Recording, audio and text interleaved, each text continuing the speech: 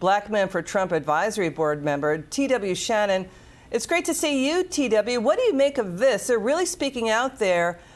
Trump, it looks like he could break through the Philadelphia, that blue city. That can make all the difference, right? I mean, when you hear just speaking how they feel right from the heart, sure. It's really something. It's really authentic and real.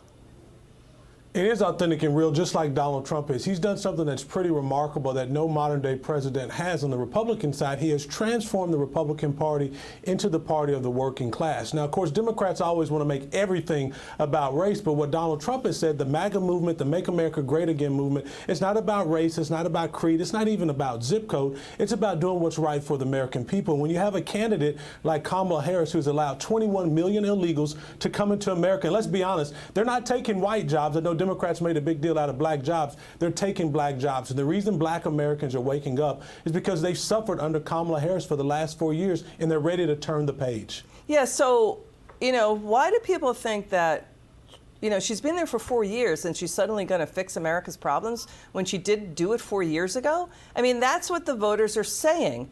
In not just Philadelphia, you hear it in Chicago, you hear it in New York, you hear it in LA, you hear it across the country. Kamala Harris has a CNN town hall tonight at 9 p.m. Politico, The Hill, The Wall Street Journal, they're saying what you're saying. Her campaign is stumbling.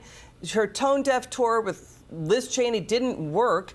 We're going to get your reaction to this. The question is this, Mr. Shannon, do we want word salads in the Situation Room?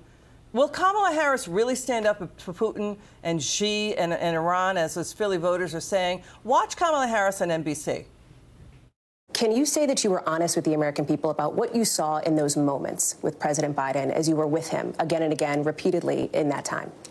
Of course. Joe Biden is an extremely accomplished, experienced, and capable in every way that anyone would want if they're president. You never saw anything. Why do you think that's not landing with voters? Because in the numbers, it's the opposite. Former President Trump leads you on this issue. Well, when I'm out, this is why I'm going out to Wisconsin, Pennsylvania, and Michigan. Yeah. Fewer men support you right now than they did President Biden. Do you think there is sexism at play here? Let me just tell you something. You've come to my events, and you will see there are men and women at those events.